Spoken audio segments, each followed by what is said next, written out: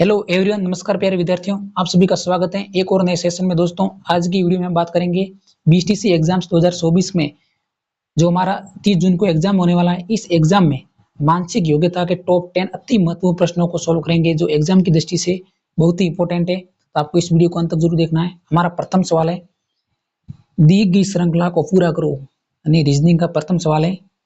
इसको हमें हल करना है।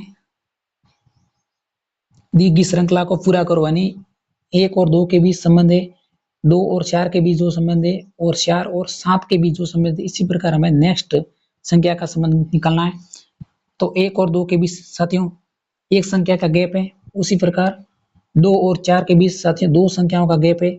उसी प्रकार 4 और 7 में भी कुल 3 संख्याओं का संबंध, यानी हमें सीरीज बन रही है 1, 2, 3 और 4। और हम 7 और 4 को साथियों जोड़ेंगे, 7 और 4 को साथियों जोड़ेंगे, कुल हमारा 11। इस क्वेश्चन में जो हमारा सी ऑप्शन में 11 है, तो इस क्वेश्चन का राइट आंसर साथियों ऑप्शन नंबर सी होगा। कोई भी संख्या पूछे तो हमें साथियों इन संख्याओं के मध्य गैप निकालना है, उसी गैप के आधार पर हमारा आंसर साथियों मिल जाएगा। हमारा नेक्स्ट क्वेश्चन है, जिस प्रकार परिधि से यानी वृत्त का परिधि से वही संबंध है जो वर्ग का, यानी वृत्त का परिधि से संबंध है, उसी प्रकार हमें वर्ग का संबंध निकालना है, यानी वृत्त की परिधि होती है। उसी प्रकार साथियों वर्ग का परिमाप होता है। इस क्वेश्चन का राइट आंसर है ऑप्शन नंबर डी। हमारा नेक्स्ट क्वेश्चन,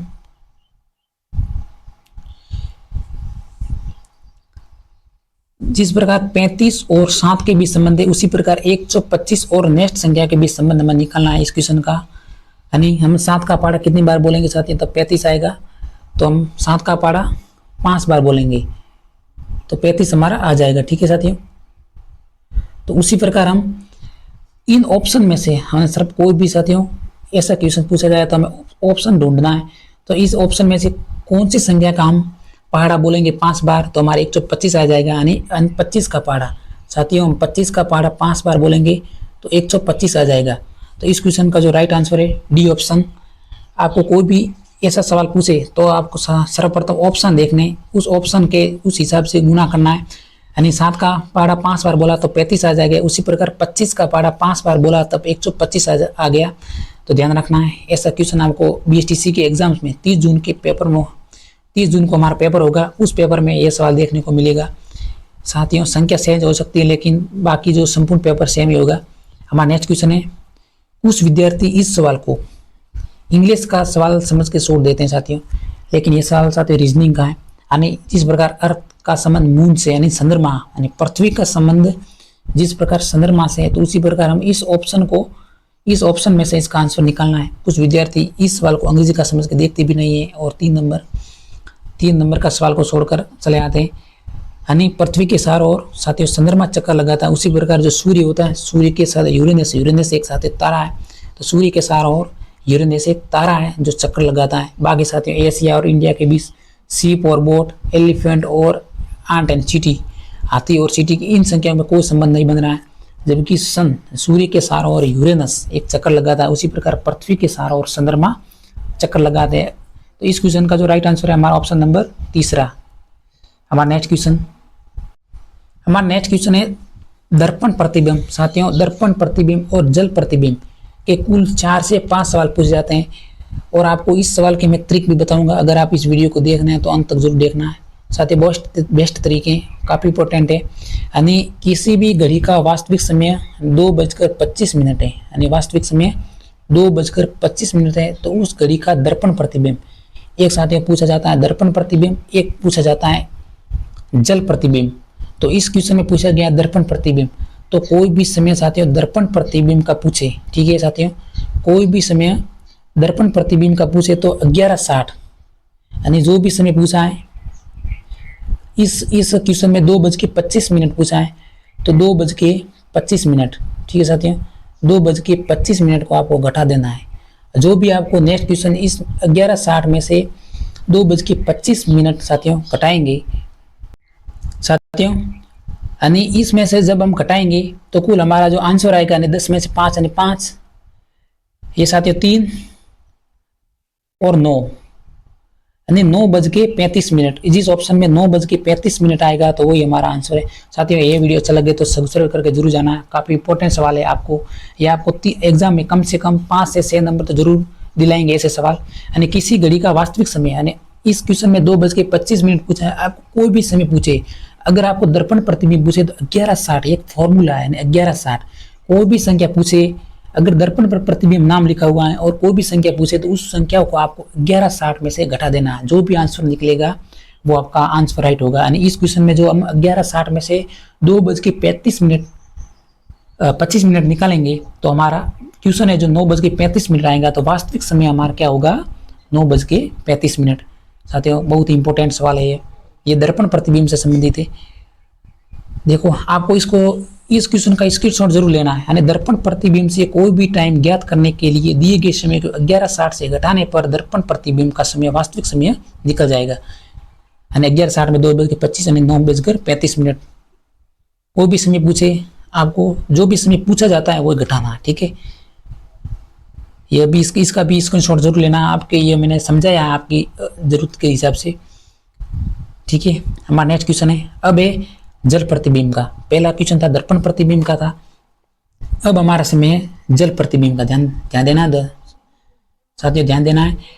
अब हम किसी घड़ी का, यानी किसी घड़ी का वास्तविक समय 10:10 है तो उस घड़ी का जल प्रतिबिंब साथियों जल प्रतिबिंब का आपको जो भी सवाल पूछे तो उसको हम कितने में से घटाना है वे भी हमको बता देता हूं आपको मैं इसको, ठीक है। पहले इस नोट्स को पढ़ना है आपको। यानी जल प्रतिबिंब का कोई भी सवाल आपको जल प्रतिबिंब का पूछे, ठीक है, तो जल प्रतिबिंब पूछे यानी 17:90। आपको जल प्रतिबिंब को निकालने के लिए दिए गए टाइम को 17:90 में से, यानी जो भी आपको टाइम पूछे उसको 17:90 में से घटाना है। तो इस क्वेश्चन में जो भी आपको 10:10 का टाइम दिया हुआ था, ठीक है, ये भी मैंने आपको सोल्व किया हुआ सवाल। यानी इस क्वेश्चन में जो टाइम 10:10 दिया हुआ था, यानी 17:90 में से 10:10 घटाया तो 7:18, यानी क्वेश्चन में 1 घंटा 60 मिनट का होता, ठीक है ना। तो उसका 8:25, इस क्वेश्चन का जो राइट आंसर है 8:25 आएगा साथियों, 8:25, ठीक है। इस क्वेश्चन का जो राइट आंसर है 8:20 इसमें दिया हुआ, लेकिन इस क्वेश्चन का 17:90 में से जो भी टाइम हम 17:90 में से निकालेंगे तो 8:25 आएगा ऑप्शन नंबर। तो इस क्वेश्चन का जो 8:20 दिया हुआ है यहाँ पर साथियों 8:25 करना है, ठीक है। और मैं अन्य उदाहरण देकर आपको साथियों समझा देता हूँ। कोई भी संख्या, यानी इस क्वेश्चन में 10:10 पूछा, ठीक है। और क्वेश्चन आएगा आपको वहाँ पे पूछ लेगा कि 8:20 हुए, तो वास्तविक समय निकालेंगे तो 17:90 में से, यानी जो भी संख्या दी हुई होती है, ठीक है, 17:90 में से अगर आपको यहाँ 10 बजे की जगह आपको 8:20 पूछा जाए तो 17:90 में से 8:20 आपको घटा देना है। आपका जो भी आंसर आएगा वो वास्तविक समय होगा। एक बात ध्यान रखना, यह है जल प्रतिबिंब का, ठीक है। हमारा नेक्स्ट क्वेश्चन है प्रतिबिंब। आपको प्रतिबिंब के संबंध में कम से कम 2 सवाल जरूर मिलेंगे, एक जल प्रतिबिंब का और एक दर्पण प्रतिबिंब का, ठीक है। तो भाई साहब आपको जल प्रतिबिंब कोई भी सवाल अगर हम ए का जल प्रतिबिंब निकालेंगे तो साथियों आपको कोई रटना नहीं है, ठीक है ना। जल प्रतिबिंब का सवाल पूछे तो आपको जो भी संख्या दी हुई होती है उसको उल्टा करना है, ठीक है ना। तो इस ए का अगर हम जल प्रतिबिंब निकालेंगे साथियों तो उल्टी बनेगी, ये देख लो साथियों, ये जल प्रतिबिंब है। अगर ए का दर्पण प्रतिबिंब पूछा है तो साथियों देखो ए का दर्पण प्रतिबिंब ऐसा बनेगा, जस्ट विपरीत साइड में। अगर बी का दर्पण प्रतिबिंब, ठीक है, बी का दर्पण प्रतिबिंब निकलेंगे तो आपको इसको विपरीत साइड में आपको कर देना है। तो बी का जो दर्पण प्रतिबिंब इस तरह से होगा, या तो आप विपरीत साइड में करना समझ दिए साथियों। जल प्रतिबिंब कर उल्टा करना है, और दर्पण प्रतिबिंब पूछे तो आपको राइट साइड में करना है, बी को राइट साइड में करना है, ठीक है। तो हमारा इसी प्रकार हम क्वेश्चन को सोल्व करेंगे। ये साथियों बीटीसी एग्जाम में पूछा गया सवाल, बीटीसी के एग्जाम में पूछा गया था, मैंने लिया है। तो उस विकल्प का चयन के जो जल सभी मैंने जल प्रतिबिंब पूछा है, तो कुछ भी नहीं करना, इसको उल्टा करना है। तो जब हम इसको उल्टा करेंगे तो हमारा ए ऑप्शन निकल के आ जाएगा। इतना तो समझ देंगे साथियों। हमारा नेक्स्ट क्वेश्चन है ऐसा सवाल, ये सभी सवाल इंपॉर्टेंट है, एग्जाम्स में पूछे गए हैं, पूछे गए थे और इस बार भी ऐसे ही सवाल पूछेंगे साथियों। लेवल चेंज होगा लेकिन सवाल सेम ही होंगे, तो इसको शब्दकोश के अनुसार व्यवस्थित करना है, ठीक है। तो सर्वप्रथम हमें याद आना शब्दकोश के अनुसार व्यवस्थित करना, तो हमें ध्यान रखना है कि क्रम वाइज, जैसे ए से लगा के जेड तक क्रम वाइज व्यवस्थित करना है, A B C D E F G S से लगा के जेड तक।